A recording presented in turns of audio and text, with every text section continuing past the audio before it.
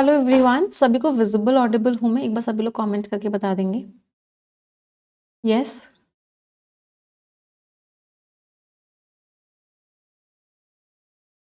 Yes, चलिए। So welcome to the session everyone. आप सभी का हार्दिक स्वागत है आज के सेशन में। Sorry for the delay everyone. एक क्वेश्चन में थोड़ा सा चेंज कर रही थी, इस वजह से थोड़ा सा डिले हो गया। चलो सेशन स्टार्ट करते हैं। एक छोटी सी प्रेयर के साथ सेशन स्टार्ट करेंगे। सभी लोग मेरे साथ मिलके बोलेंगे, dear God, dear universe, please help me stay focused, please help me learn and understand better, please help me stay away from all the distractions, please help me maintain a very positive attitude. 30 seconds के लिए सभी लोग अपने मन में सोचेंगे जो आप जिंदगी में चाहते हैं। Please think about it for 30 seconds.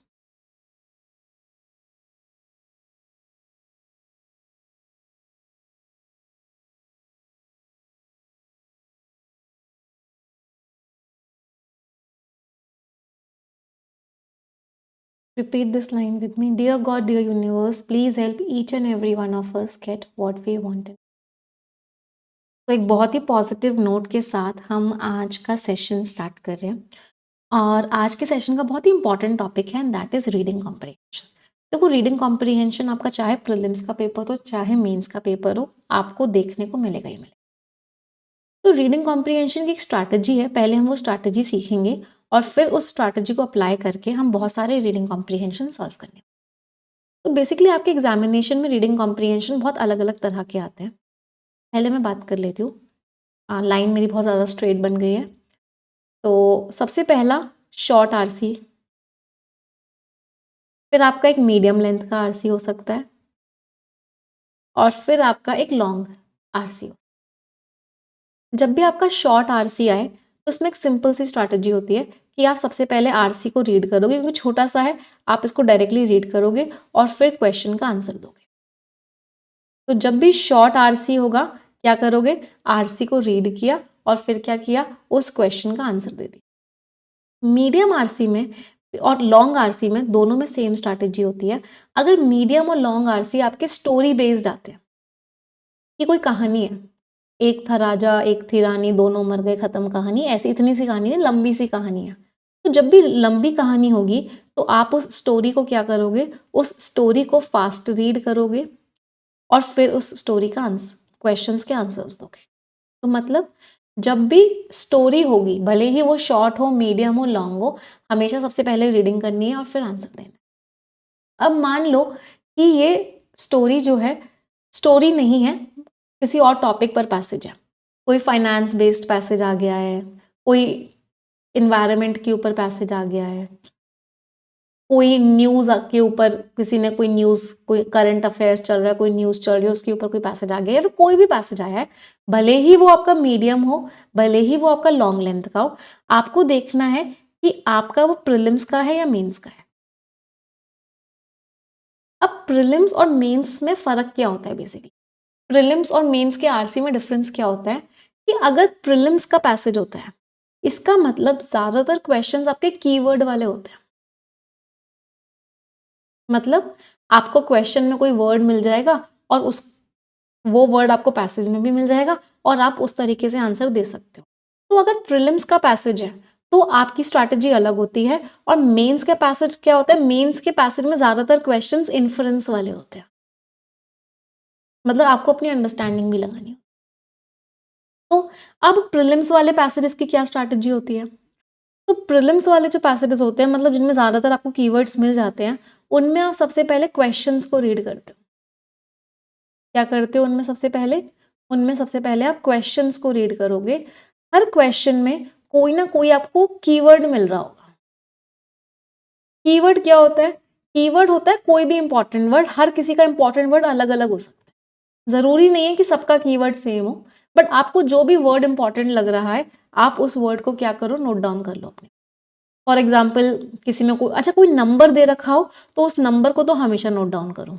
कोई नंबर दे रखा है, किसी की कोई शॉर्ट फॉर्म दे रखी है, तो वो हमेशा आपका इंपॉर्टेंट वर्ड होगा। जनरली जो आपके कीवर्ड्स होते हैं वो आपके नाउन और आपकी वर्ब होती है।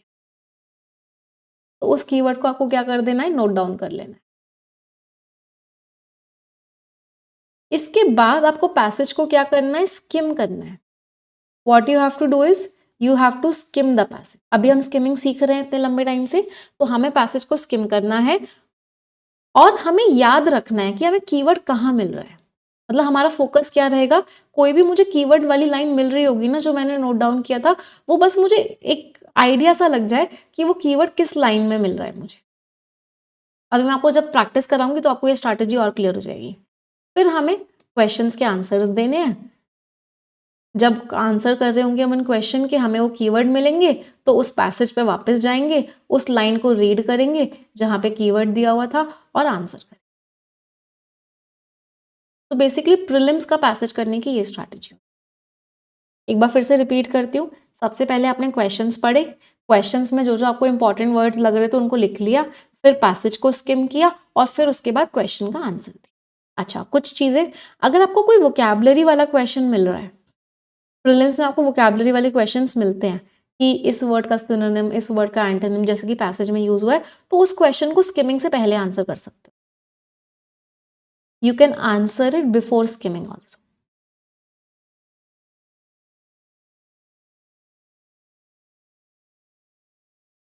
तो ये होती है प्रीलिम्स के पैसेज की स्ट्रैटेजी। अभी जब हम मेंस वाले पैसेजेस करेंगे, ज्यादा से ज्यादा इन्फ्रेंस बेस्ड क्वेश्चंस करेंगे, उसकी भी स्ट्रैटेजी हम करेंगे, या फिर अभी कर लेते हैं। मेंस में बस एक चेंज क्या आता है, सिर्फ एक चेंज आता है कि जैसे यहाँ पे हम प्रीलिम्स में स्किमिंग कर रहे होते हैं, मेंस में हम फास्ट रीडिंग करते हैं। क्योंकि मेंस में हमें थोड़ा सा टाइम ज़्यादा मिल जाता है रीडिंग कॉम्प्रीहेंशन के लिए। तो अगर प्रीलिम्स में मैं 30 to 45 सेकेंड्स पर पैराग्राफ दे रही हूँ, तो मैं मेंस में 1 मिनट to 1.5 मिनट्स पर पैराग्राफ दे सकती हूँ। बस ये स्ट्रैटेजी थोड़ी सी चेंज हो जाती है। मतलब जहां हम स्किमिंग कर रहे होते हैं वहां हम क्या कर लेते हैं, वहां हम फास्ट रीडिंग कर लेते हैं। बस ये डिफरेंस होता है। अब क्या करेंगे, अब थोड़ा सा ना करके देखते हैं, तब समझ में आएगा कि क्या मेथड है। थ्योरी की कोई वैल्यू नहीं होती इंग्लिश में, इंग्लिश में सब कुछ एप्लीकेशन होता है। तो सभी लोग तैयार हैं अप्लाई करने के लिए?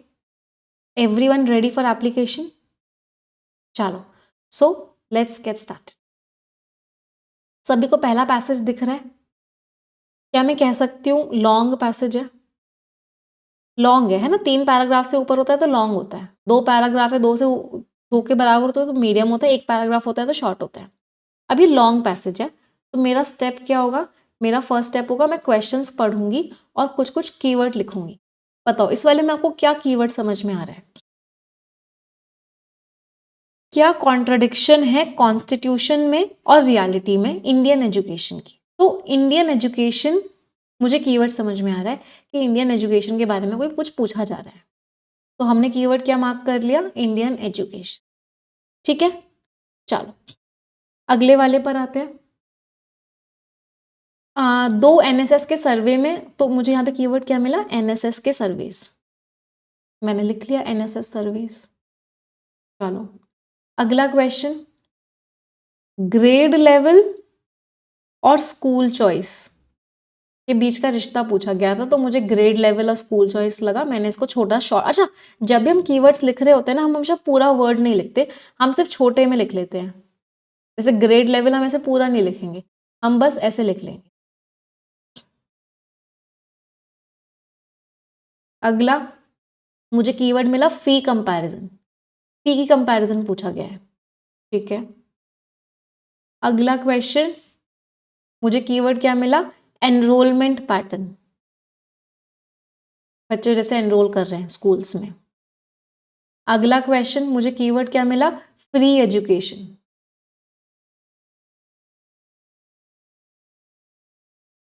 अब अगला मेरे पास वोकैबुलरी का क्वेश्चन आ गया। वोकैबुलरी का क्वेश्चन आ गया तो मैंने आपको क्या बोला, उस लाइन में देखो जहां वो वर्ड लिखा हुआ है और वहीं के वहीं वोकैबुलरी वाले क्वेश्चन को आंसर दे दो। चलो, तो सब्सटैंशियल का ऑपोजिट बताना है। सब्सटैंशियल का मीनिंग क्या होता है, ह्यूज, बहुत ज्यादा फीस चार्ज की जा रही है। तो इसका एंटोनिम क्या होगा, बिल्कुल ना के बराबर। तो कौन सा वर्ड है जिसका मीनिंग है ना के बराबर? प्रोनाउंस्ड का मीनिंग होता है क्लियर, रोबस्ट का मीनिंग होता है स्ट्रॉन्ग, पाल्ट्री मीन्स नेग्लिजिबल, ना के बराबर, एम्बिगुअस मीन्स अनक्लियर, साफ नहीं है, एग्जॉर्बिटेंट मीन्स ह्यूज। तो अगर मुझसे सिनोनिम पूछते तो एग्जॉर्बिटेंट आंसर होता, एंटोनिम पूछते तो पाल्ट्री आंसर।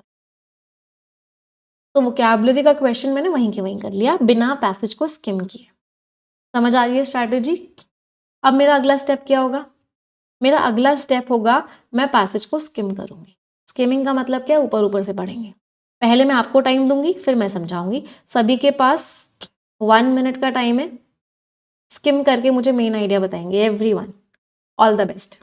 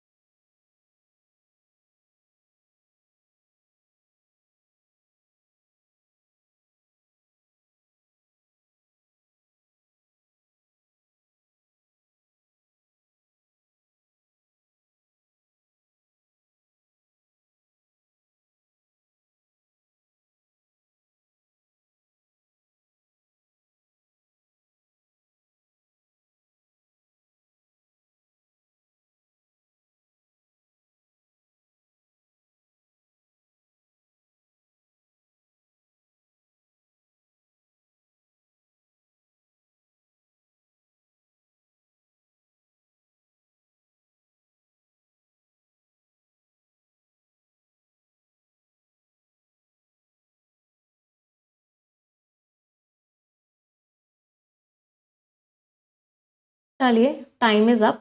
क्या मेन आइडिया समझ में आया? देखते हैं। अच्छा, जिन लोगों को अभी थोड़ी सी हैबिट हो गई है ना स्किमिंग की, उनको 1 मिनट ज़्यादा लग रहा होगा। उनको लग रहा होगा मैम 45 to 50 सेकेंड्स में हो गया था। जिन लोगों को थोड़ी सी हैबिट हो चुकी है, जो एडिटोरियल में रेगुलरली आ रहे हैं, जो अभी परफेक्शन की जो अभी स्किमिंग की क्लासेस हुई हैं, जिन्होंने देखा था, कितने लोग ऐसे हैं जिनको लगा कि मैम ऑलमोस्ट 45 to 50 सेकेंड्स में हो गया था। अभी जो बच्चे नए हैं उनको 1 मिनट कम लग रहा होगा, उनको लग रहा होगा मैम 1 मिनट में भी नहीं हुआ। तो ये ना स्टेप बाय स्टेप प्रोग्रेस है। अभी आपको कम लग रहा है, फिर आप रेगुलर होते जाओगे, आपको ज़्यादा लगने लग जाएगा यही टाइम।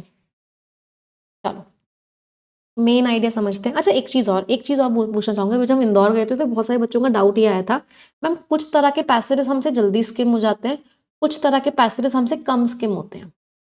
क्यों? कुछ तरह के पैसेजेस की हमें पहले से ही नॉलेज होती है तो हम आसानी से स्किमिंग कर लेते हैं। कुछ तरह का पैसेज बिल्कुल नया होता है तो वो हमसे स्किम नहीं होता। ये होगा आपके साथ। इसीलिए मैं क्या कहती हूँ, एडिटोरियल में रोज आओ। एडिटोरियल में रोज आना क्यों इंपॉर्टेंट होता है क्लासेस? मतलब मैं हमेशा क्यों कहती हूँ एडिटोरियल की क्लास रेगुलरली, तो एडिटोरियल क्लास में रोज आओ, एडिटोरियल रोज पढ़ो। रीजन वही है कि आपको हर तरह के टॉपिक की नॉलेज हो जाए। पेपर में जो टॉपिक्स आते हैं वो जनरल टॉपिक्स आते हैं, या फिर जो अभी न्यूज चल रही होती है उसके टॉपिक्स आते हैं। तो अगर आप एडिटोरियल में रेगुलरली आओगे तो आपको हर तरह के टॉपिक की नॉलेज हो जाएगी। हर तरह के टॉपिक की नॉलेज होगी तो आपका स्किमिंग और जल्दी हो जाएगी। अगर आपको उस टॉपिक की नॉलेज नहीं होगी तो आपकी स्किमिंग और देर से होगी। तो इसीलिए जो बच्चे कहते हैं कि हम एडिटोरियल नहीं पढ़ते, नॉवल पढ़ते हैं, तो नॉवल का टॉपिक कभी भी एग्जाम में नहीं आएगा, एडिटोरियल के टॉपिक्स हमेशा एग्जाम में आएंगे। तो पहले से नॉलेज होना बहुत हेल्प करता है उस चीज को। चलो, अब स्किम करते हैं। आर्टिकल 21A फ्री एजुकेशन देता है 6 to 14 ईयर्स तक। एनईपी भी इस विजन को बढ़ा रहा है, बच्चे 3 साल से 18 साल तक के कवर हो, गोल बढ़ जाए, मतलब क्लास 12 तक फ्री एजुकेशन मिल जाए, सेकेंडरी लेवल तक एजुकेशन फ्री होनी चाहिए। फिर भी बहुत सारे बच्चे प्राइवेट स्कूल्स जाते हैं जहाँ बहुत फीस होती है। बहुत सारे बच्चे कोचिंग भी लेते हैं जिसकी वजह से फाइनेंशियल बर्डन बढ़ जाता है। इतने बच्चे गवर्नमेंट स्कूल में, इतने प्राइवेट एडेड है और इतने प्राइवेट अनएडेड है। एनरोलमेंट प्राइवेट स्कूल्स में बहुत ज़्यादा होता है शहरों में, सारे बच्चों में इतने सारे बच्चे प्राइवेट स्कूल में, इतने शहर गांव वाले स्कूल्स में। तो बेसिकली मेन आइडिया क्या समझ में आया? मेन आइडिया वही समझ में आया कि सरकार को फ्री एजुकेशन देनी चाहिए। एनईपी ने बोला कि 18 साल तक के बच्चों को फ्री एजुकेशन दो, 12th क्लास तक फ्री एजुकेशन दो। और दूसरी बात क्या थी कि प्राइवेट स्कूल में बहुत फीस होती है और बहुत सारे बच्चे आज भी प्राइवेट स्कूल्स में एनरोल्ड हैं। शहरों में ज़्यादा बच्चे प्राइवेट स्कूल्स में एनरोल्ड होते हैं। तो मेन एजुकेशन दो, मतलब मेन आइडिया दो थे। पहला मेन आइडिया था right to free and compulsory education, और एनईपी कहता है कि इसको 18 साल तक कर दो 14 की जगह। और दूसरा, प्राइवेट स्कूल्स में बहुत सारे बच्चे आज भी जाते हैं, मतलब बहुत सारे बच्चे प्राइवेट स्कूल्स में ही जाते हैं। तो दो मेन आइडियाज थे, एक था ये वाला और एक था यहाँ पे जहाँ पे प्राइवेट स्कूल्स की हम बात कर रहे हैं। चलो अगला पैराग्राफ स्किमिंग करेंगे। All the best everyone. 1 minute का टाइम है सभी के पास फिर से।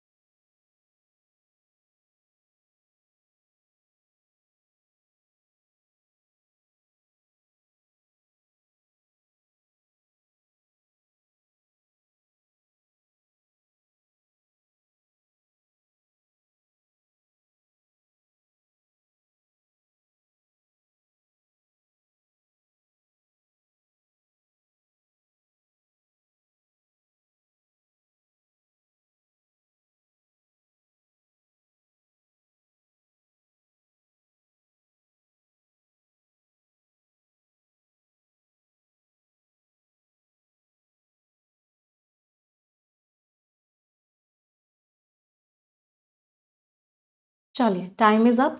अगला पैराग्राफ क्या कह रहा है? जेंडर गैप बहुत कम है। गांव में बच्चे ज़्यादा गवर्नमेंट स्कूल्स में होते हैं, प्राइवेट स्कूल में कम होते हैं गांव में। शहरों में बच्चे प्राइवेट स्कूल्स में ज़्यादा होते हैं। एजुकेशन लेवल बढ़ता जाता है, प्राइवेट स्कूल का एनरोलमेंट कम होता जाता है शहरों में। जब पहले से कंपेयर करेंगे तो हमने देखा बच्चे प्राइवेट, मतलब डेटा को हम बहुत ज़्यादा स्किम नहीं करते। गाँव में इतना है, शहरों में इतना हो गया है, गाँव में इतना हो गया है। मतलब बेसिकली पूरे पैराग्राफ का मेन आइडिया यही समझ में आया कि गाँव में और शहरों में, प्राइवेट स्कूल में और गवर्नमेंट स्कूल में कितना कितना एनरोलमेंट है वो बताया। तो मेन आइडिया क्या था? कंपैरिजन किया गया है गाँव में और शहरों में, रूरल एरियाज में और अर्बन एरियाज में, कि कितने बच्चे प्राइवेट स्कूल में और कितने बच्चे गवर्नमेंट स्कूल में। डेटा दिया हुआ है। अगला पैराग्राफ छोटा पैराग्राफ है इसलिए सभी के पास 30 सेकेंड्स का टाइम है। All the best.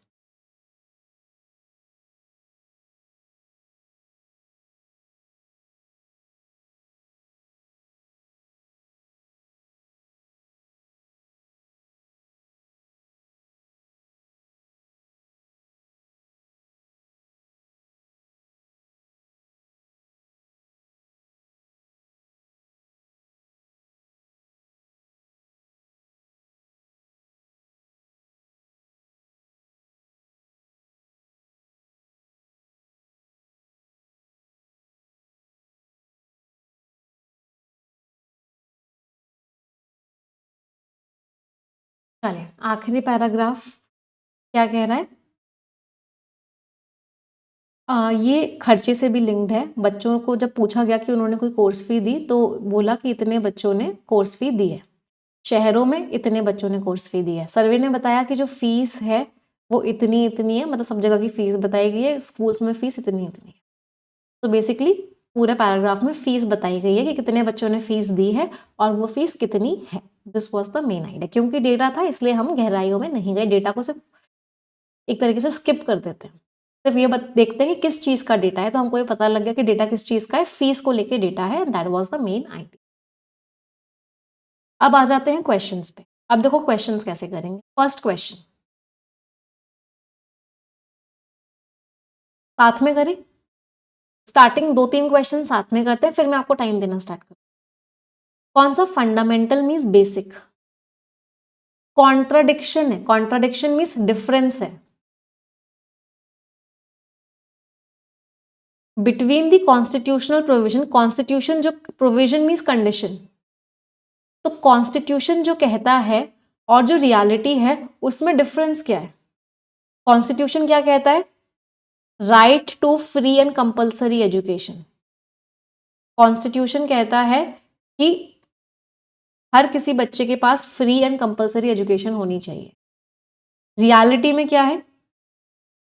रियलिटी में एजुकेशन फ्री नहीं है, स्कूल की फीस भी देनी पड़ती है, ट्यूशन की फीस भी देनी पड़ती है। रियलिटी क्या है?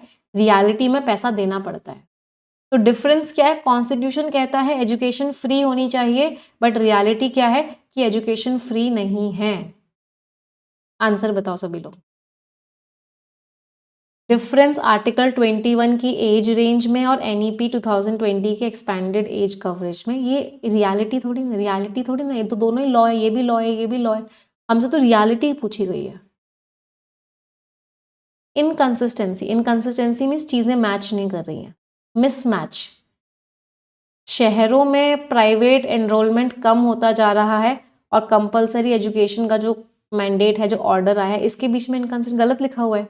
शहरों में क्या प्राइवेट स्कूल का एनरोलमेंट कम हो रहा है? नहीं, शहरों में तो प्राइवेट स्कूल में ज्यादा बच्चे जा रहे हैं। मिसमैच जो है 2030 के यूनिवर्सलाइजेशन टारगेट में, कि 2030 का टारगेट क्या है कि एजुकेशन सबको मिले, और अभी जो गांव में एनरोलमेंट लेवल्स हैं उनके बीच में, बट कॉन्स्टिट्यूशनल प्रोविजन की तो बात ही नहीं हो रही। कॉन्स्टिट्यूशन क्या कह रहा है? कॉन्स्टिट्यूशन ये थोड़ा ना कह रहा है कि 2030 तक सबको एजुकेशन दे दो। कॉन्स्टिट्यूशन तो ये कह रहा है कि अभी सबके लिए फ्री एजुकेशन होनी चाहिए। 2030 तक नहीं, अभी की बात कर रहा है कॉन्स्टिट्यूशन। जो गैप है कि कॉन्स्टिट्यूशन वादा करता है फ्री एजुकेशन का, लेकिन सच्चाई में क्या है? फैमिलीज के ऊपर फाइनेंशियल बर्डन है। सही लग रहा है? कॉन्फ्लिक्ट है, क्या कॉन्स्टिट्यूशन ऐसा कहता है कि इक्वल जेंडर होना चाहिए, जितनी गर्ल्स पढ़ रही हैं उतने ही बॉयज भी पढ़ने चाहिए? नहीं, कॉन्स्टिट्यूशन ने ऐसा नहीं बोला कि इक्वल जेंडर एनरोलमेंट होना चाहिए, जितनी गर्ल्स पढ़ रही हैं उतने ही बॉयज होने चाहिए। या फिर जो पुरानी गांव में जो एजुकेशनल डिस्पैरिटी मीन्स इनइक्वालिटी चल रही है, नहीं, कॉन्स्टिट्यूशन कहता है फ्री एजुकेशन होना चाहिए जबकि एजुकेशन फ्री नहीं है। यही कॉन्ट्रडिक्शन है, यही डिफरेंस। समझ आया सभी को पहला क्वेश्चन? चलो अगला ट्राई करेंगे। 2 NSS के सर्वे हुए, उनमें कौन सी बात समझ में आई? तो यहाँ पे कीवर्ड क्या था? NSS के सर्वे। अब जब हम स्किमिंग कर रहे थे तो हम अपने दिमाग में भी बिठा रहे थे कौन सी बात कहाँ पर दे रखी है। तो हमें याद आया कि NSS का सर्वे, लास्ट में तो फीस की बात हो रही थी, NSS के सर्वे की बात यहाँ हो रही थी। स्किमिंग क्यों करी थी हमने? इसलिए भी करी थी कि जिससे कि कीवर्ड्स क्यों नोट डाउन किए थे कि हमें याद रहे। तो अब हम NSS के सर्वे को पढ़ेंगे। NSS का सर्वे कहाँ दे रखा है? यहाँ। यहाँ हमको कीवर्ड मिला NSS सर्वे। चलो इस बात को पढ़ो पहले।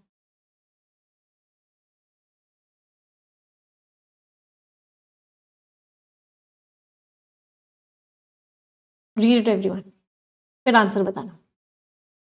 जहां पे कीवर्ड मिलता है उन लाइंस को हमें रीड करना पड़ता है।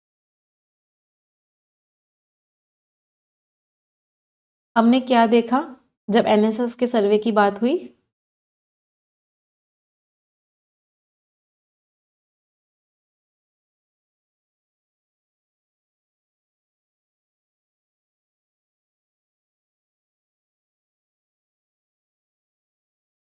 पढ़ लिया? चलो अब आंसर बताओ everyone.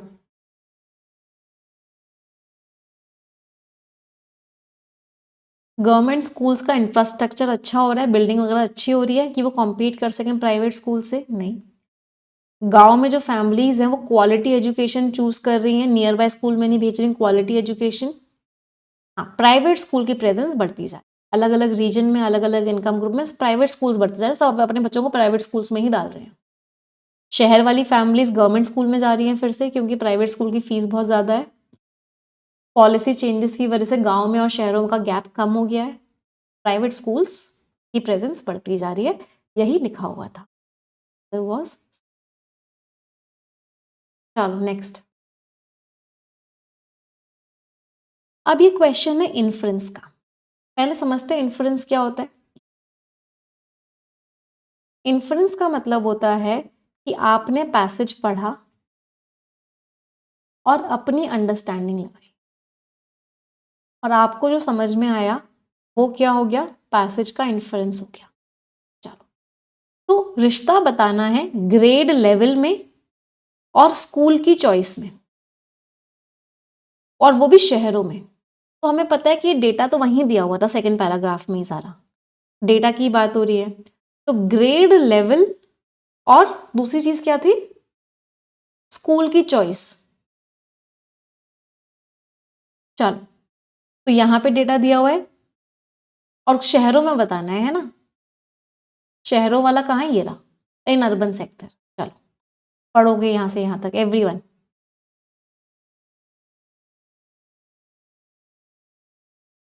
Read these lines.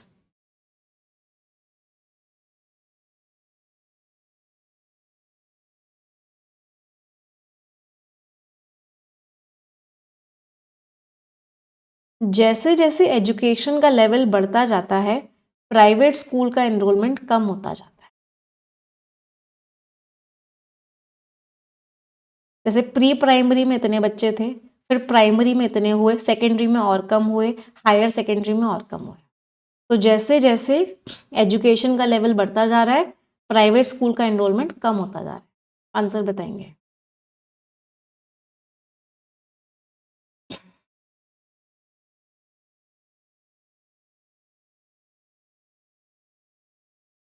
Best कौन सा सपोर्ट हो रहा है, बहुत ध्यान से पढ़ना. इन्फ्लुएंस का क्वेश्चन है, अपनी अंडरस्टैंडिंग भी लगानी पड़ेगी, सिर्फ डायरेक्टली आंसर नहीं मिलेगा. अर्बन फैमिलीज, शहरों वाली जो फैमिलीज हैं, उनका कॉन्फिडेंस कम होता जाता है प्राइवेट स्कूल्स में. वो प्राइवेट स्कूल में पढ़ाना ही नहीं चाहते. कॉन्फिडेंस कम हो रहा है प्राइवेट स्कूल में, कॉन्फिडेंस कम हो रहा है, ये तो हम इन्फर नहीं कर सकते. अपनी अंडरस्टैंडिंग लगा के ये तो समझ नहीं आ रहा. जो गवर्नमेंट हायर सेकेंडरी स्कूल्स हैं, वो स्पेशल प्रोग्राम देते हैं, जिसकी वजह से प्राइवेट स्कूल के बच्चे गवर्नमेंट स्कूल में चले जाते हैं. प्राइवेट स्कूल के बच्चे गवर्नमेंट स्कूल में चले जाते हैं. जो एडवांटेज है प्राइवेट एजुकेशन का, वो कम हो जाता है हायर लेवल्स पे, क्योंकि जो करिकुलम है वो स्टैंडर्ड हो जाता है, सबका एक जैसा हो जाता है. महापापी अवार्ड देना चाहूंगी मैं सी वाले बच्चों. आप अपनी कौन सी अंडरस्टैंडिंग लगा देते हो, कौन सी भावना लगा देते हो, और आप कैसे इन्फ्लुएंस पे पहुंच जाते हो. पैसेज में लिखा था कि जैसे जैसे लेवल बढ़ता जाता है, प्राइवेट स्कूल में एनरोलमेंट कम होता जाता है. तो आपने अपनी भावना लगाई, ऐसा लग रहा है कि प्राइवेट स्कूल का फायदा नहीं होता होगा बड़े लेवल पे, इसीलिए तो लोग अपना नाम कटवा रहे हैं. प्राइवेट स्कूल का कोई फायदा नहीं होता बड़े लेवल पे. प्राइमरी में ही प्राइवेट स्कूल अच्छा पढ़ाते हैं, बड़े लेवल पे तो प्राइवेट स्कूल अच्छा पढ़ाते ही नहीं है. बड़े लेवल पे तो करिकुलम जो सिलेबस होता है सबका एक जैसा हो जाता है. ये भावना कहाँ से लगाई, ये पहले मुझे जवाब दो. ये भावना कहाँ से लगाई आपने कि बड़े लेवल पे सबका सिलेबस एक जैसा होता है, तो चाहे गवर्नमेंट में पढ़ो चाहे प्राइवेट में पढ़ो कोई फर्क नहीं पड़ता, तो लोग अपना प्राइवेट स्कूल से नाम कटवा लेते हैं. अपनी भावना नहीं लगानी है, पैसेज को देखते हुए अपनी अंडरस्टैंडिंग लगानी. ऐसा कुछ भी पैसेज में ऑथर ने मेंशन नहीं किया था कि करिकुलम स्टैंडर्ड हो जाता है तो प्राइवेट एजुकेशन का एडवांटेज खत्म हो जाता है. प्राइवेट स्कूल्स जानबूझ के मना कर देते हैं. डी वाले बच्चे तो और भी बड़े महापापी हैं. डेलिबरेटली का मीनिंग होता है इंटेंशनली. तो प्राइवेट स्कूल्स जानबूझ के कम कर देते हैं कि हमारे एडमिशन मत लो. सेकेंडरी एडमिशंस को कम कर देते हैं जिससे कि उनकी क्वालिटी मेंटेन रहे. महापापी अवार्ड डी वाले बच्चों, जानबूझ के एडमिशन कम कर लेते हैं. जो एक्यूमुलेटेड कॉस्ट है प्राइवेट एजुकेशन की, वो फोर्स करती है फैमिली को कि वो गवर्नमेंट स्कूल्स पे आ जाए हायर लेवल पे. ऑथर ने पैसेज में चिल्ला चिल्ला के बोला है कि फाइनेंशियल बर्डन होता है फैमिलीज पे जब वो प्राइवेट स्कूल्स में जाते हैं. तो ऑथर ने बोला था कि फाइनेंशियल बर्डन होता है. ऑथर ने बोला कि बड़ी क्लास में बच्चे कम हो जाते हैं. इससे हमने ये इन्फ्लुएंस लगाया कि फाइनेंशियल बर्डन की वजह से वो कम हो रहे हैं. इसका मतलब है कि कॉस्ट बहुत ज़्यादा है, इसकी वजह से फैमिलीज को शिफ्ट करना पड़ा. तो दोनों बातें पैसेज में लिखी हुई थी, फाइनेंशियल बर्डन की भी लिखी हुई थी और बड़े लेवल पे कम होने की भी लिखी हुई थी. तो इन दोनों से मिलकर ये इन्फ्लुएंस निकला. तो इन्फ्लुएंस पैसेज में डायरेक्टली नहीं मेंशन होगा, आपको अपनी भावना लगानी होगी, लेकिन अपनी भावना पैसेज के हिसाब से लगाना, कुछ भी भावना मत लगा. क्लियर. एक्यूमुलेटेड मींस इकट्ठा.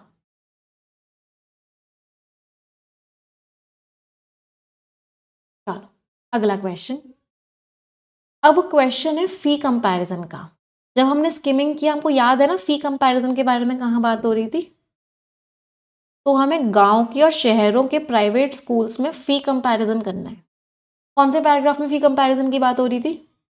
स्किमिंग इसीलिए की थी हमने, लास्ट वाले में सबको पता है. चलो एक बार ये और देख लेते हैं कि फी कंपैरिजन की बात हो रही थी तो बेसिकली क्या बात हो रही थी कि शहर वाले ज़्यादा दे रहे हैं, गांव वाले ज़्यादा, मतलब शहरों और गांव का कंपैरिजन हो रहा था, है ना. रूरल और अर्बन का कंपैरिजन हो रहा था. चलो अब पैसेज पढ़ लो एक बार.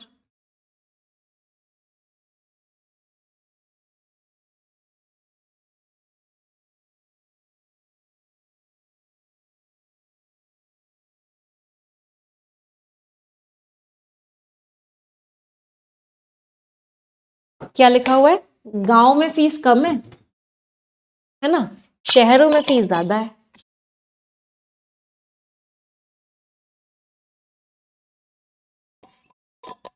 ठीक है, चलो क्वेश्चन पर है,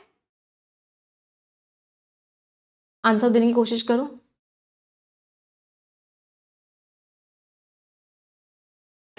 ये भी एक तरीके से इन्फ्लुएंस का एक क्वेश्चन है। ये क्या रिवील करता है, क्या शो करता है, मतलब आप इससे क्या निकाल पा रहे हो? Reveal means show, fundamentally means basically. तो क्या लिखा हुआ था? गांव में फीस कम है, शहरों में फीस ज्यादा है। तो इससे क्या समझ में आ रहा है?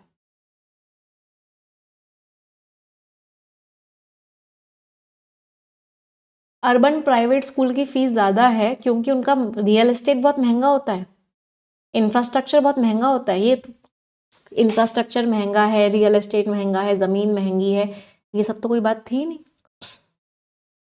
अर्बन फैमिलीज ज्यादा इच्छुक होती हैं और ज्यादा फीस पे करती हैं रूरल फैमिली से। ये बात लिखी हुई थी कि शहरों में लोग ज्यादा फीस देते हैं और गांव में लोग कम फीस देते हैं। तो इससे हम ये इन्फ्लुएंस निकाल सकते थे, मतलब ऐसा लग रहा था। अभी मुझे कंफर्म नहीं पता ये आंसर होगा या नहीं होगा, बट कुछ हद तक मुझे ठीक लग रहा था। बस मुझे एक वर्ड यहाँ पे गलत लग रहा था, और वो कौन सा था? विलिंग। कि उनकी इच्छा होती है, इच्छा होती है नहीं होती है ऐसा कुछ मेंशन नहीं था, बट फिर भी मैंने एक छोटा सा टिक लगा दिया, क्योंकि मैं बाद में फिर क्या करूंगी? कंपैरिजन करूंगी कि कौन सा ज्यादा सही है। रूरल प्राइवेट स्कूल्स, जो गांव के प्राइवेट स्कूल्स हैं, वो कम प्राइस रखते हैं जिससे कि वो कंपटीशन कर सकें गवर्नमेंट स्कूल से। कंपटीशन करने की तो कोई बात ही नहीं हो रही थी। अर्बन प्राइवेट स्कूल्स, जो शहरों के स्कूल्स होते हैं, वो ज्यादा इन्वेस्ट करते हैं टीचिंग रिसोर्सेज में, क्वालिफाइड टीचर्स में। नहीं, हमारा तो फी कंपैरिजन की बात हो रही थी, यहाँ पे फी कंपैरिजन ही नहीं हो रहा। डी वाला तो इस क्वेश्चन का आंसर ही नहीं है। क्वेश्चन था फी का कंपैरिजन, यहाँ पे तो फी का कंपैरिजन ही नहीं है। यहाँ पे तो ये बोल रहे हैं कि ये ज्यादा इन्वेस्ट करते हैं। चलो, प्राइवेट स्कूल्स अलग अलग प्राइस सेट करते हैं based on the economic capacity of each reason. तो उस हर एक रीजन की क्या क्या इकोनॉमिक कैपेसिटी होती है, उसके बेसिस पे वो क्या करते हैं, प्राइवेट स्कूल्स अलग अलग फीस रखते। ये भी सही लग रहा है, सही तो दोनों लग रहे हैं। चलो, अब क्वेश्चन देखो और फिर मुझे बताना। हाँ, सही।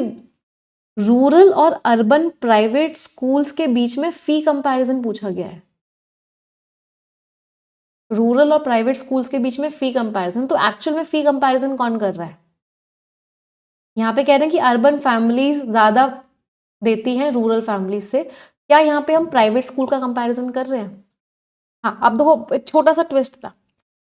यहाँ पे हम ये कह रहे हैं शहरों की फैमिली गांव की फैमिली से ज्यादा पैसे दे रही है। वो कौन से स्कूल में दे रही है? प्राइवेट में दे रही है, गवर्नमेंट में दे रही है, ट्यूशन में दे रही है? ये इसका आंसर तो नहीं है। इस क्वेश्चन को ऐसे समझते हैं, मैंने आपसे पूछा कि राम और श्याम के बीच में क्या डिफरेंस है। तो अगर मैं राम और श्याम के बीच के डिफरेंस की बात कर रही हूं, तो मुझे इन दोनों के बीच में ही तो डिफरेंस बताना होगा। मैं राम की फैमिली और श्याम की फैमिली के बीच में डिफरेंस नहीं बता सकती।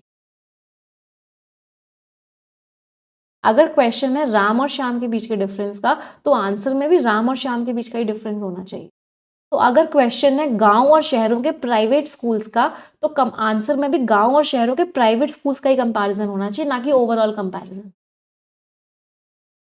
यहां पे अर्बन फैमिली का रूरल फैमिली से कंपैरिजन था, बट ये जो फीस है प्राइवेट स्कूल में जा रही है या ट्यूशन में जा रही है या किसी और कोर्स में जा रही है, वो क्लियर नहीं था। और हमें कंपैरिजन सिर्फ स्कूल, प्राइवेट स्कूल्स का ही करना था, जो कि हमारा ई में। That means answer is what? Is, कोई परेशानी किसी को भी? क्लैरिटी आ रही है सभी को? चलो, अगला क्वेश्चन। अब हमने 4 क्वेश्चन साथ में किए हैं, अगले 2 क्वेश्चंस क्विज फॉर्मेट में करते हैं। तैयार एवरीवन फॉर क्विज फॉर्मेट? चलो, ऑल द बेस्ट।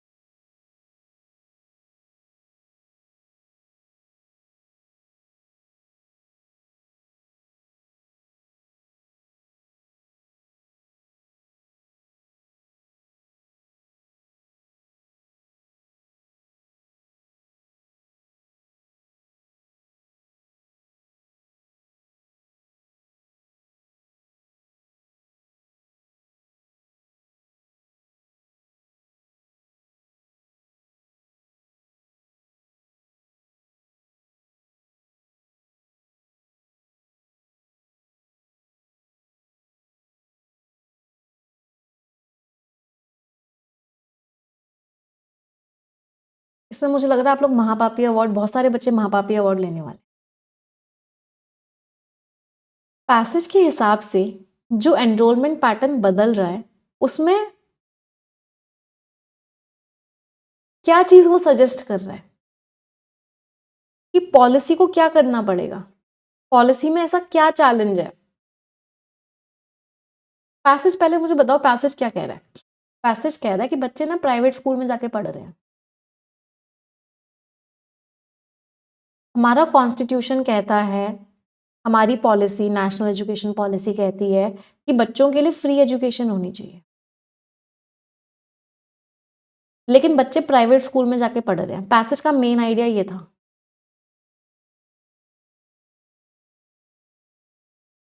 पैसेज का मेन आइडिया क्या था कि हमारी पॉलिसी, हमारा कॉन्स्टिट्यूशन ये कहता है कि बच्चों को फ्री एजुकेशन दो, लेकिन प्रॉब्लम क्या आ रही है, प्रॉब्लम ये आ रही है कि बच्चे प्राइवेट स्कूल में जाके पढ़ रहे हैं। तो कौन सी चीज है जो होनी चाहिए। चलो, एनईपी 2020 के जो गोल्स हैं उनमें हमें स्ट्रॉन्ग एक्शन लेना पड़ेगा जिससे कि जो शिफ्ट हो रहा है प्राइवेट स्कूल्स की तरफ वो रिवर्स हो जाए। सही है, बिल्कुल सही है। तो बच्चे जो प्राइवेट स्कूल्स की तरफ जा रहे हैं वो चेंज हो जाए और इसके लिए हमें एक्शन लेना पड़ेगा। चलो, गवर्नमेंट स्कूल का इंफ्रास्ट्रक्चर वैसा नहीं है, पॉपुलेशन की ग्रोथ के हिसाब से इंफ्रास्ट्रक्चर में कमी है, इंफ्रास्ट्रक्चर नहीं है, ऐसी तो कोई बात ही नहीं करी ऑथर ने। कंप्लीटली आउट ऑफ कॉन्टेक्स्ट है। कंप्लीटली आउट ऑफ कॉन्टेक्स्ट का मतलब क्या होता है, बिल्कुल ही बेकार बात है, मतलब बिल्कुल ही पैसेज से रिलेटेड बात ही नहीं है। इंफ्रास्ट्रक्चर में कमी है ऐसा तो कहीं ऑथर ने हिंट भी नहीं दी। पेरेंट्स जो है प्राइवेट स्कूल्स को बेटर मानते हैं, कॉस्ट बढ़ रही है फिर भी उसके बावजूद भी। भाई अपनी भावना थोड़ी ना लगानी थी इसमें, कोई इन्फ्लुएंस का क्वेश्चन थोड़ी ना था कि मैम ऐसा लग रहा है कि पेरेंट्स ना, बच्चे ना प्राइवेट स्कूल में जा रहे हैं तो हमको ऐसा फील होता है कि पेरेंट्स को ना प्राइवेट स्कूल ज़्यादा अच्छे लगते होंगे, इसीलिए वो अपने बच्चों को प्राइवेट स्कूल में भेजते हैं। ये आपकी भावना है, ऑथर की भावना नहीं है। ऑथर ने पेरेंट्स के बारे में कहीं बात ही नहीं करी है। Again completely out of context. C वाले बच्चों को महापापी अवार्ड दिया जाता है। अपनी भावनाएं नहीं लगानी है। जो कॉन्स्टिट्यूशनल राइट है, जो हक है फ्री एजुकेशन का, उसको ही चेंज कर दो। डी वाले बच्चों को महा की पावर महापापी अवार्ड, वो क्या कहते हैं, मैम फ्री एजुकेशन कुछ नहीं होता है, इस रूल को ही चेंज कर दो, इसी को रिवाइज कर दो जिससे कि अभी जो हो रहा है उससे मैच हो जाए। रूल को ही चेंज कर दो। शहरों के जो गवर्नमेंट स्कूल्स हैं उनको ज्यादा अटेंशन दो, गांव पे उतना ध्यान मत दो। शहरों के स्कूल को पे ज्यादा ध्यान दो, गांव के स्कूलों पे ध्यान मत दो। बिल्कुल ही महापापी। तो पैसेज में जो लिखा हुआ था वही तो कहोगे कि अपने मन की बातें क्यों लिखने लग जाते हो कि पेरेंट्स को पसंद नहीं आ रहे गवर्नमेंट स्कूल, या गवर्नमेंट स्कूल का इंफ्रास्ट्रक्चर सही नहीं है, या फिर फ्री एजुकेशन वाला रूल ही सही नहीं है, या फिर शहरों पे ज्यादा फोकस करो। ये आपकी भावनाएं, पैसेज की भावनाएं नहीं है ये। और अपनी भावनाएं कभी भी पैसेज में नहीं लगानी। पैसेज की भावना तो यही थी कि बच्चे प्राइवेट स्कूल्स में जा रहे हैं और कॉन्स्टिट्यूशन कहता है कि फ्री एजुकेशन होनी चाहिए।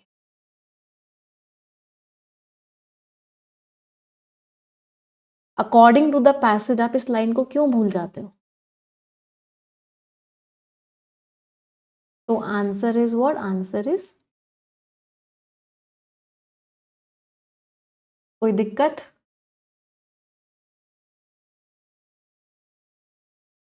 डी वाले बच्चे तो एक अलग लेवल के महापापी हैं आज। मैम इस कॉन्स्टिट्यूशन के लॉ को ही चेंज कर दो, इसी को रिवाइज कर दो। फ्री एजुकेशन तो मिल नहीं रही है, लॉ रखने से क्या फायदा, लॉ को ही चेंज कर दो, लॉ को ही रिवाइज कर दो। चलो अगला क्वेश्चन, आंसर देने की कोशिश करेंगे।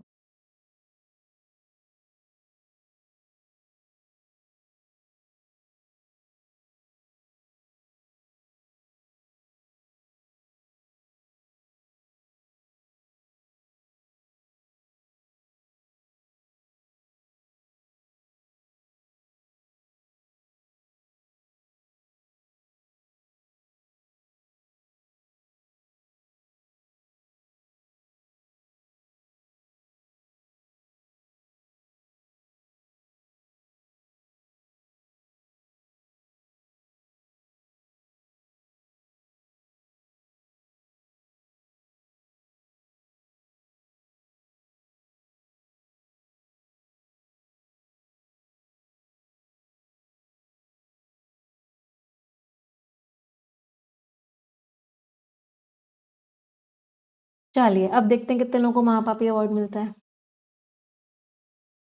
कौन सा डिस्टिंक्ट, डिस्टिंक्ट मीन्स एकदम अलग, एनॉमली का मतलब क्या, मिसमैच, चीजें मैच नहीं कर रही है। तो कौन सा एकदम अलग हटके मिसमैच है प्री एजुकेशन गवर्नमेंट स्कूल्स में, जो सर्वे की फी रिलेटेड फाइंडिंग्स है। गवर्नमेंट स्कूल जो है शहरों में, वो प्राइवेट स्कूल से ज्यादा फीस चार्ज कर रहे हैं गांव के कंपैरिजन में सेम ग्रेड लेवल पे। एक बार चेक कर ले, पहले इस चीज को चेक कर लेते हैं ये बात सही है या गलत है। तो फीस के बारे में तो लास्ट पैराग्राफ में लिखा हुआ था, हमें पता था। तो गवर्नमेंट स्कूल में गांव में फीस है 823, अर्बन स्कूल में फीस है इतनी, प्राइवेट स्कूल में फीस है इतनी गांव में, और अर्बन में है इतनी। तो प्राइवेट जो है रूरल में वो ज्यादा फीस चार्ज कर रहे, बात गलत हो गई। यहाँ क्या लिखा हुआ था कि गवर्नमेंट स्कूल ज्यादा फीस चार्ज कर रहे हैं, नहीं, प्राइवेट स्कूल ज्यादा फीस चार्ज कर रहे हैं, चाहे वो शहर हो चाहे वो गांव। A significant portion of government school students, बहुत अच्छा खासा पोर्शन गवर्नमेंट स्कूल के बच्चों का, पर्टिकुलरली शहरों में, उन्होंने कोर्स की फी पे की है, हालांकि मैंडेट था फ्री एजुकेशन का।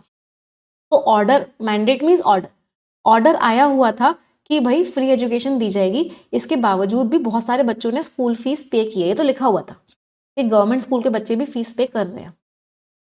याद है जब हम स्किमिंग कर रहे थे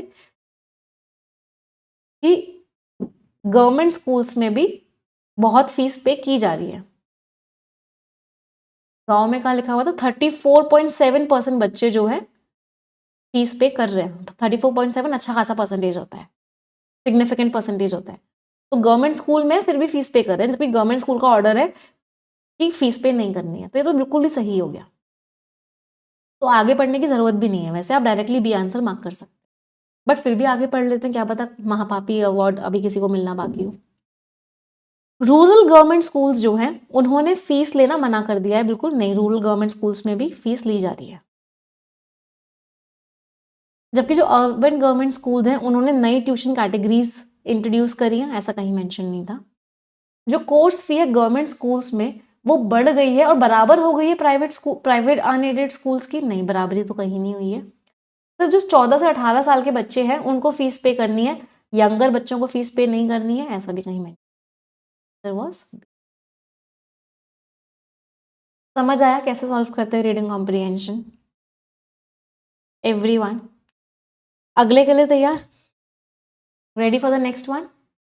अब अगला वाला आपको पूरा खुद से करना है, क्योंकि आज पहली क्लास है रीडिंग कॉम्प्रिहेंशन की। अगले पैसेज में आपके 7 क्वेश्चंस हैं। मेरी उम्मीद है आप लोगों से कि कम से कम आप 3 नंबर तो लेके आओ। इतने मार्क्स लाना कंपलसरी है। आपको पूरे पैसेज के लिए 10 मिनट का टाइम दिया जाए। चैट ऑफ रहेगी जिससे कि कोई किसी की हेल्प ना कर सके। तैयार सभी लोग? Everyone ready? चलो, ऑल द बेस्ट एवरीवन।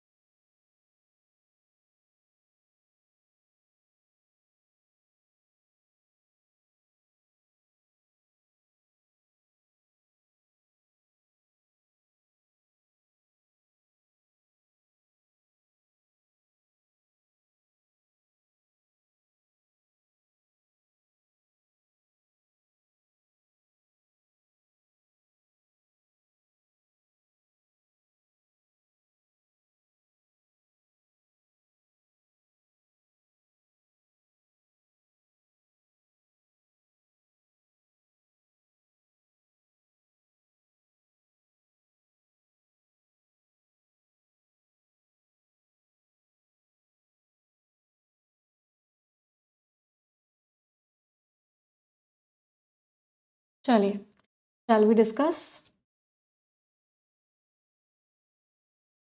करें डिस्कस? चलो,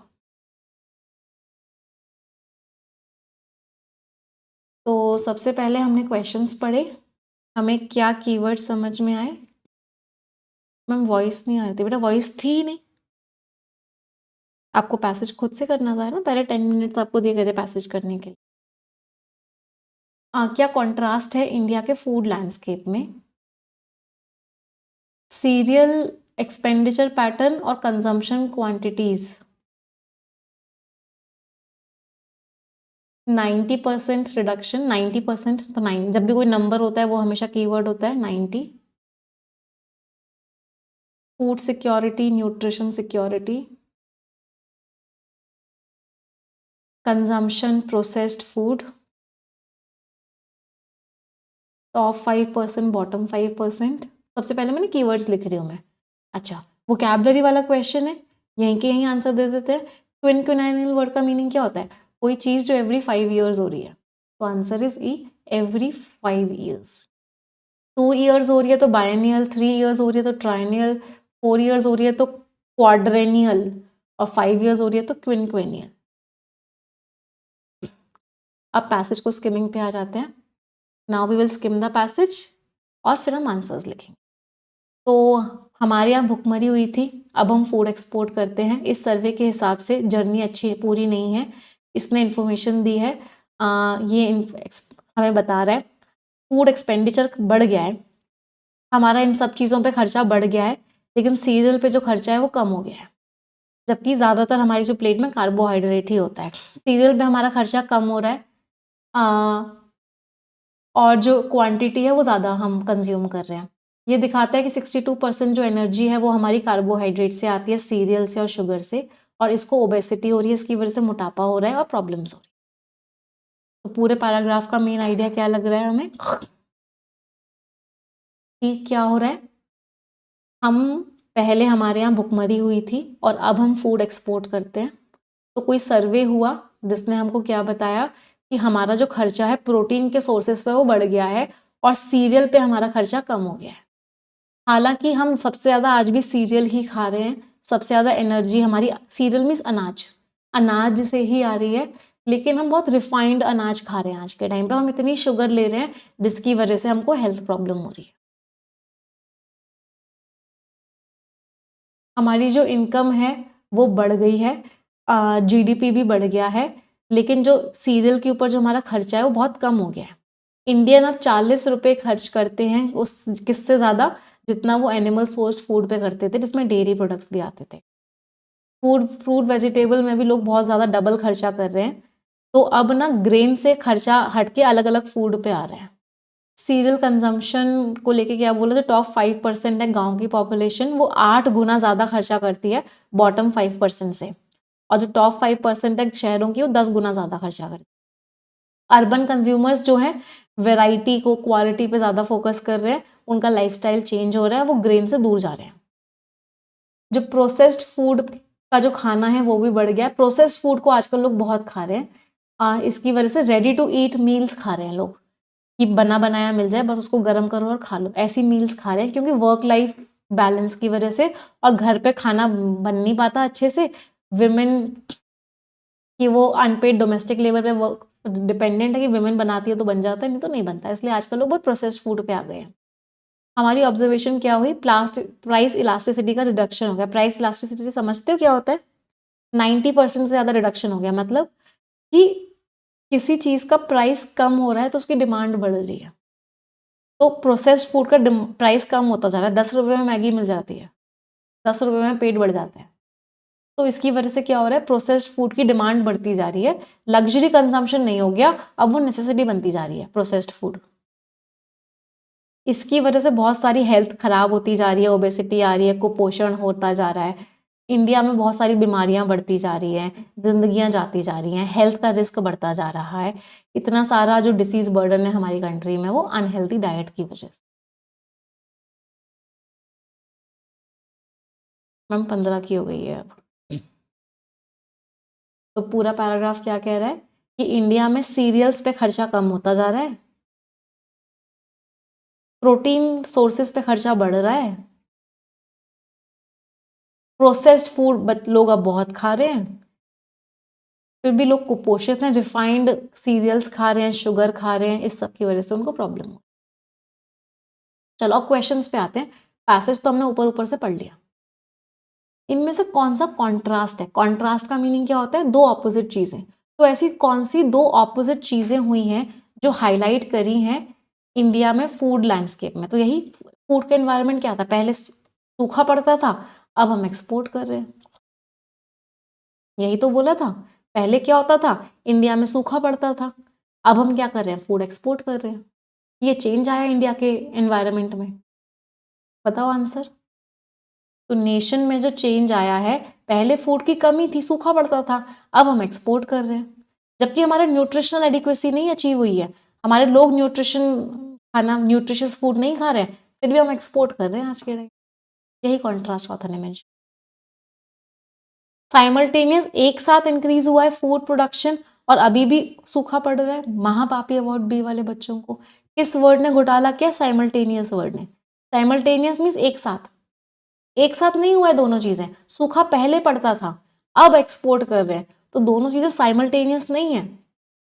परसिस्टेंट मीन्स कॉन्टिन्यूएशन, लगातार अभी सूखा नहीं पड़ रहा है, सूखा पहले पड़ता था, पहले भुखमरी होती थी।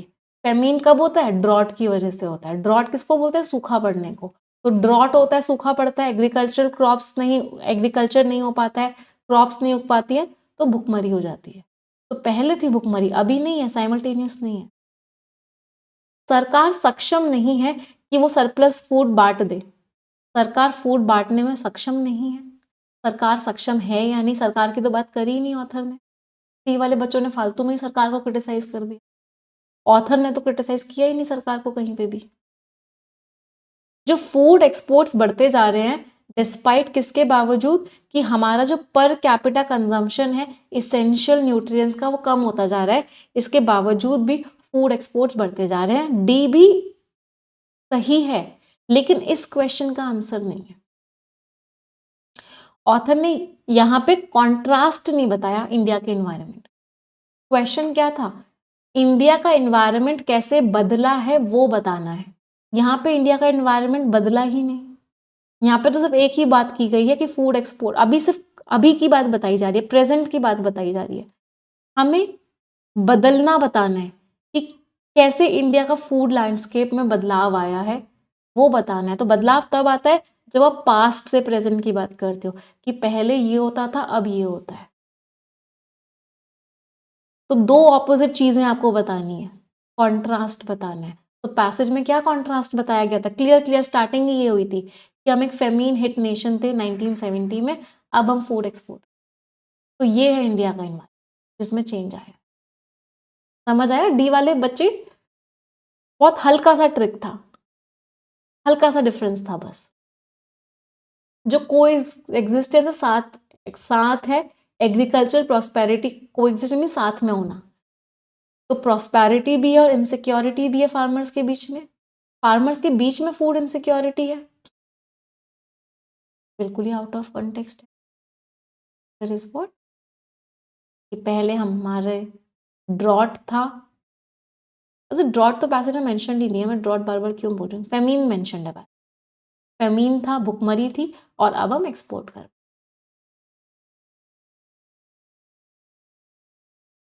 थोड़ा कंफ्यूजिंग था ए और डी वाले बच्चे। अगला, क्या डिस्क्रिपेंसी है, मिसमैच है सीरियल एक्सपेंडिचर पैटर्न में, कि हम खर्चा तो कम कर रहे हैं लेकिन कंजम्पशन हम ज्यादा कर रहे हैं। तो ये कौन से अजम्पशन को चैलेंज करता है? फेमिन बेटा भुखमरी होता है। अब ये बहुत ही प्यारा क्वेश्चन है। इस क्वेश्चन का आंसर अगर किसी बच्चे ने सही दिया होगा तो इसका मतलब है उसकी अंडरस्टैंडिंग लेवल बहुत बढ़िया है। ऑथर ने क्या बोला इस पैसेज में कि हमारा खर्चा तो कम हो गया है सीरियल पे,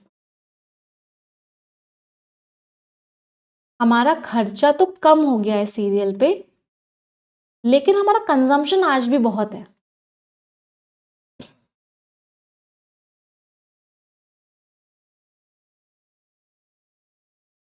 ऑथर ने क्या बोला, इस क्वेश्चन को समझना पहले, कि हमारा खर्चा तो कम हो गया है लेकिन कंजम्पशन आज भी हमारा बहुत है। हम अनाज पे खर्चा तो कम करते हैं लेकिन अनाज खाते बहुत है, ये लिखा हुआ था पैसेज में। तो ये जो बात है ये किस अजम्पशन को चैलेंज कर रही है? अब क्वेश्चन समझो, चैलेंज का मतलब क्या होता है? चैलेंज का मतलब होता है कॉन्ट्राडिक्ट कर रही है, किस बात के जस्ट ऑपोजिट है। आराम से फिर से ऑप्शंस पढ़ो, फिर से आंसर दो। अब क्वेश्चन समझ में आ गया तो आंसर सबका सही निकलना चाहिए।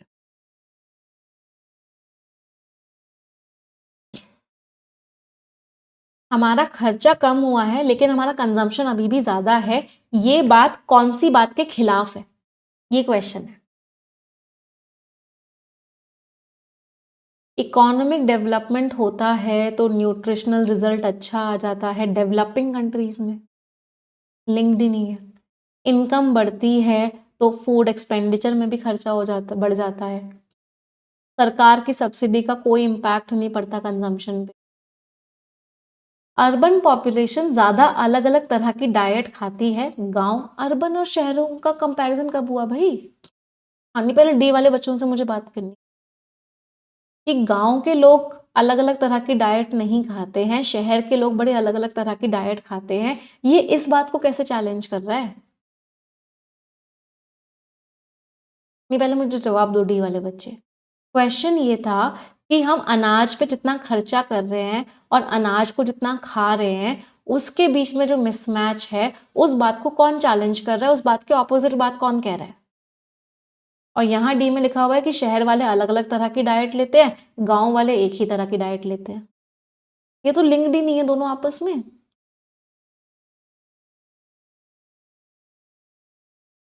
हाँ, lower spending on food category, अगर किसी पे स्पेंडिंग आपकी कम हो रही है तो ये बताता है कि आपका कंजम्पशन भी कम हो रहा है। बिल्कुल ऑपोजिट बात है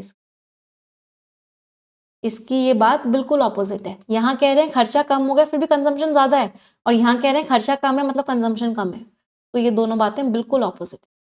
तो यही वाला अजम्पशन इस बात को चैलेंज। तो आंसर इज व्हाट? समझ आ रहा है सभी को? तो क्वेश्चन समझना भी बहुत जरूरी है आंसर देने के लिए। नेसेसरीली मीन्स होगा ही होगा ऐसा। तो अगर मैंने इस बात को मान लिया कि अगर मैं खर्चा कम कर रही हूँ मतलब मैं कंजम्पशन कम कर रही हूँ उस चीज़ पे, अगर मैंने इस बात को मान लिया तो ये बात गलत साबित हो गई है कि सीरियल पे कम खर्चे के बावजूद भी कंजम्पशन ज़्यादा। चलो, टफ था, ये बहुत टफ था। पैसेज के हिसाब से 90% जो रिडक्शन हुआ प्राइस इलास्टिसिटी में प्रोसेस्ड फूड की, वो क्या दिखा रहा है कंज्यूमर बिहेवियर? कि प्राइस कम कर दिया तो कंज्यूमर उसको भर भर के खाने लग गया।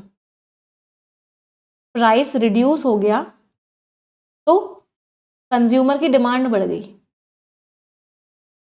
मैगी 15 रुपए की हो गई, छोले भटूरे की प्लेट खाने जाएगा तो वो भी 20 रुपए की मिलेगी, कुछ घर में खाना बनाएगा तो वो भी 50 रुपए का पड़ेगा। तो ये क्या बता रहा है कि प्रोसेस्ड फूड सस्ते हो गए हैं, इसकी वजह से लोअर इनकम ग्रुप्स भी उनको खा पा रहे हैं, मतलब डिमांड बढ़ रही है। क्लियर है? प्रोसेस्ड फूड की प्राइस इलास्टिसिटी कम हो गई है मतलब अब वो लग्जरी कंजम्पशन नहीं रह गया कि सिर्फ अमीर आदमी खा रहा है, हर कोई खा रहा है अब वो। बाकी ऑप्शंस भी देख लेते हैं। Consumer demand for processed food वो कम सेंसिटिव हो गया, मतलब प्राइस कम करने से कोई फर्क ही नहीं पड़ता। बी वाले बच्चों को महापापी अवार्ड दिया जाता है। बी वाले बच्चे पता है क्या कह रहे हैं कि less sensitive to price. Less sensitive to price changes का मतलब क्या है कि प्राइस में कोई भी चेंज कर दो उस पर फर्क नहीं पड़ेगा। नहीं, प्राइस में चेंज करने की वजह से सब लोग खाने लग गए। पहले प्रोसेस्ड फूड बहुत ही कम लोग खाते थे, अब प्राइस में चेंज आया तो बहुत ज्यादा खाने लग गए। तो लेस नहीं, बहुत ज्यादा सेंसिटिव हो गया है। तो ये उल्टा दे रखा था। जो क्वालिटी है प्रोसेस्ड फूड की वो अच्छी हो गई है, बहुत ज्यादा अच्छी क्वालिटी हो गई है उनकी, तो हायर प्राइस ले लो, कोई प्रॉब्लम नहीं है। बिल्कुल ही गलत है। सरकार तो बीच में कहीं आई नहीं थी पूरे पैसेज में कि सरकार के रेगुलेशंस ने कंट्रोल किया हुआ है प्राइसिंग को कि नहीं सस्ता ही रखो भाई। मार्केटिंग स्ट्रैटेजी बहुत इफेक्टिव हो गई, आप कैसे मार्केट कर रहे हो उसको, वो बहुत इफेक्टिव हो गया फूड कंजम्पशन को प्रमोट करने में। कंप्लीटली आउट ऑफ कॉन्टेक्स्ट ई वाले बच्चे ने अपनी भावना लगा दी कि मैम मैगी का इतना ऐड आता है, मार्केटिंग स्ट्रैटेजी है, 2 मिनट में बना लो, आज तक 2 मिनट में बनी नहीं, लेकिन मार्केट स्ट्रैटेजी क्या है कि 2 मिनट में बन जाएगी। अपनी भावना नहीं लगानी थी, पैसेज में बात करनी, तो पैसेज में मार्केटिंग स्ट्रैटेजी की कोई बात ही नहीं। ई वाले बच्चों को वहां पर भी अवार्ड दिया जाता है, फिर से बहुत सारे बच्चों ने ई आंसर मार्क किया। अभी भी बहुत सारे बच्चे ई कह रहे। कौन सा स्टेटमेंट है जो इस मैसेज को बता रहा है कि इंडिया फूड सिक्योरिटी से न्यूट्रिशन सिक्योरिटी का जो मैसेज है? पहले मुझे बताओ, इंडिया के अंदर फूड सिक्योरिटी तो आ गई है, हम एक्सपोर्ट तक कर रहे हैं, बट क्या इंडिया के अंदर न्यूट्रिशन सिक्योरिटी आई है? पहले मुझे इस बात का जवाब दो, क्या इंडिया के पास न्यूट्रिशन सिक्योरिटी है? पैसेज की टोन कैसी थी? नेगेटिव थी। नहीं है न्यूट्रिशन सिक्योरिटी इंडिया के पास भाई, इंडिया के लोग न्यूट्रिशियस खाना नहीं खा रहे हैं, इंडिया के लोग न्यूट्रिशियस खाना नहीं खा रहे हैं। फूड सिक्योरिटी तो आ गई है, इनकम भी बढ़ गई है, लोग खर्चा भी खूब कर रहे हैं फूड पे, लेकिन न्यूट्रिशन नहीं मिल रहा है इंडिया के लोगों को। आंसर बताओ। सक्सेसफुली टोन नेगेटिव होनी चाहिए आंसर की। तो इंडिया क्या सक्सेसफुली शिफ्ट हो गया है? नहीं हुआ है भाई, बैलेंस डाइट नहीं खा रहे हैं लोग। रूरल इंडिया ज्यादा अच्छा खा रहा है अर्बन इंडिया से, क्योंकि वो प्रोसेस्ड फूड नहीं खा रहे हैं। नेशनल फूड सिक्योरिटी एक्ट आया, उससे भूख तो मिट गई है, लेकिन ओबेसिटी को एड्रेस करना बाकी है, सिर्फ ओबेसिटी को एड्रेस करना बाकी है। खूब इनकम हो गई है लोगों की, खूब खर्चा कर रहे हैं खाने पे, लेकिन आज भी डाइट क्वालिटी खराब, न्यूट्रिशन सिक्योरिटी नहीं है, इसकी वजह से हेल्थ खराब हो रही है। ऑथर ने चीख चीख के बोला है। इंडिया का जो डिसीज बर्डन है वो कम हो रहा है क्या? इंडिया में बीमारियां कम हो रही हैं? नहीं, बढ़ रही हैं। लोग फ्रूट्स एंड वेजिटेबल्स पे खर्चा कर रहे हैं? नहीं। नेगेटिव टोन आनी चाहिए, इसकी भी पॉजिटिव टोन थी, इसकी भी पॉजिटिव टोन, रूरल इंडिया को लेकर इसकी भी पॉजिटिव टोन थी। ओबेसिटी मीन्स मोटापा। अगला, कौन सा फैक्टर है जो पैसेज सजेस्ट कर रहा है लोग प्रोसेस्ड फूड ज्यादा क्यों खा रहे हैं? ऑथर ने कौन सी बात बताई है कि लोग प्रोसेस्ड फूड ज्यादा इसलिए खा रहे हैं? ऑथर ने एक बात बोली थी कि पहले ना विमेन घर में खाना बनाती थी, विमेन की अनपेड लेबर थी, बट आजकल विमेन वर्किंग हो गई है। तो ऑथर ने ये बात एक जगह बोली थी कि अनपेड विमेन की लेबर की वजह से पहले घर पे खाना बन जाता था, अब वो डिपेंड करता है कि विमेन वो अनपेड लेबर देने के लिए तैयार है या नहीं है। तो मल्टीनेशनल फूड कॉर्पोरेशंस की तो बात ही नहीं हुई। एग्रीकल्चर में एम्प्लॉयमेंट कम होता जा रहा है, जिसकी वजह से फार्म्स में खाना नहीं, फार्म प्रोड्यूस नहीं मिल पा रहा। अब विमेन का जो पार्टिसिपेशन है वो चेंज, उसका जो नेचर है वो चेंज होता जा रहा है। यही बात है। शहरों में रिटेल इंफ्रास्ट्रक्चर बढ़ता जा रहा है, इस बात में कोई बात नहीं हुई थी। न्यूक्लियर फैमिली स्ट्रक्चर की बात कोई नहीं हुई थी, विमेन की बात हुई थी पैसेज में। आंसर वाज सी। चलो अगला, जो कंपेयर किया है टॉप 5% और बॉटम 5% में, उससे क्या समझ में आता है? अच्छा, कंपैरिजन क्या किया था कि टॉप 5% बहुत पैसा खर्च कर रहे हैं फूड में। इसका कीवर्ड कहाँ था कि टॉप 5% जो है शहर गांव की पॉपुलेशन 8 गुना खर्चा करती है ज्यादा बॉटम 5% से, और जो शहरों में है वो 10 गुना ज्यादा खर्चा करती है।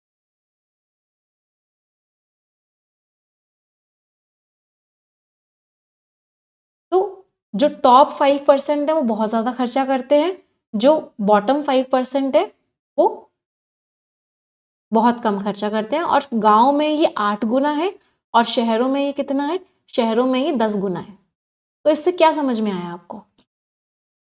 बॉटम 5% पूरी तरीके से सब्सिडाइज्ड ग्रेन पे डिपेंडेंट है। एंटायरली वर्ड ने घोटाला कर दिया।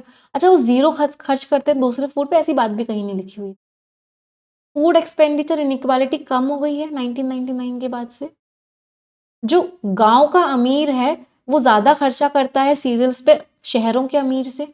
गांव का अमीर शहर के अमीर से ज्यादा खर्चा करता है। सी वाले महापापी सामने आओ जरा, क्या ऐसा कुछ लिखा होता है गांव का अमीर इंसान ज्यादा खर्च करता है शहर के अमीर इंसान से अनाज पे? इनइक्वालिटी जो है फूड स्पेंडिंग में वो शहरों में ज्यादा है, गांव में। सही बात है, शहरों में 10 टाइम्स टी, गांव में 8x था, तो शहरों में ज़्यादा है गांव के कंपैरिजन में, यहाँ पे 10x था, यहाँ पे 8x था, ये तो मैच कर रहा है। जो बॉटम 5% है वो प्रोसेस्ड फूड ज़्यादा खाता है अनाज के कंपैरिजन में, ये भी कहीं नहीं लिखा होता कि बॉटम वाले प्रोसेस्ड फूड ज़्यादा खाते हैं, अमीर वाले प्रोसेस्ड फूड कम खाते हैं, ऐसा भी कहीं मेंशन नहीं।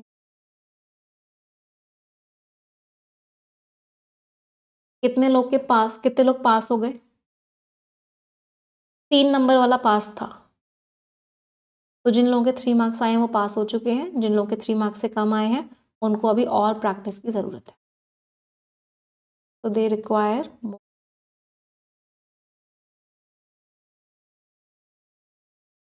यस, कैसे प्रैक्टिस करेंगे? रीडिंग कॉम्प्रिहेंशन की पिछले वाले परफेक्शन की क्लासेस देखेंगे प्रीलिम्स लेवल, और कम से कम 2 क्लासेस और अटेंड करेंगे।